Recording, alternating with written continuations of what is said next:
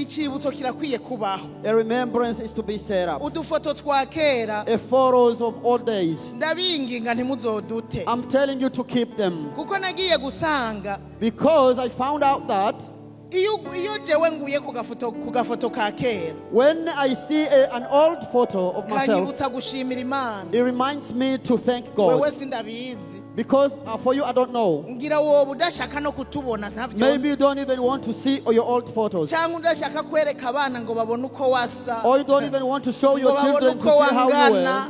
How big or how fat, how thin you were, or the way you were dressing up. Amafoto n'ivyibutso vyiza cyane. Photos is a very good sign of remembrance. Nimuzotu dufoto twa kera. Do not throw away your old photos. Kubona gafoto ka kera. If you see an old photo, bituma ubona Imana igira neza. It will make you to see that God does miracles. Ubona iyo wavuye. You see where you came from. Wiraba. And when you look at yourself, and you will say, God never failed someone. The photos in the refugee camps. The photos in the camps.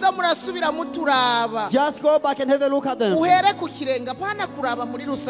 not just look from your feet. And look at your shoes. And look at your dressing. And look at how big your arm was. And look even at your face, the way you were looking. Mothers with makeup. And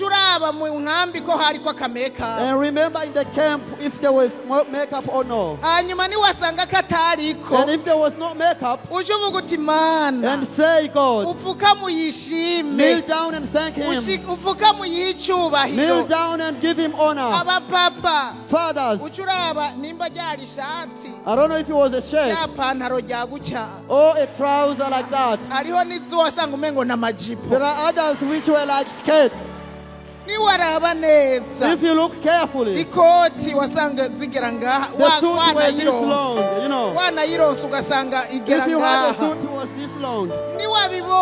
If you have a look at it, very carefully, and you compare to the way you look today, and you look at your today's photos, it will make you to thank God. A remembrance is something great. And it's not that only.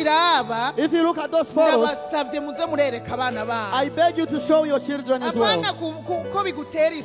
Not just be ashamed. You may think that it's a shame. Show your children where you came from, so that they may not say you were here. Show them where you came from. So that it made them to thank God who made them to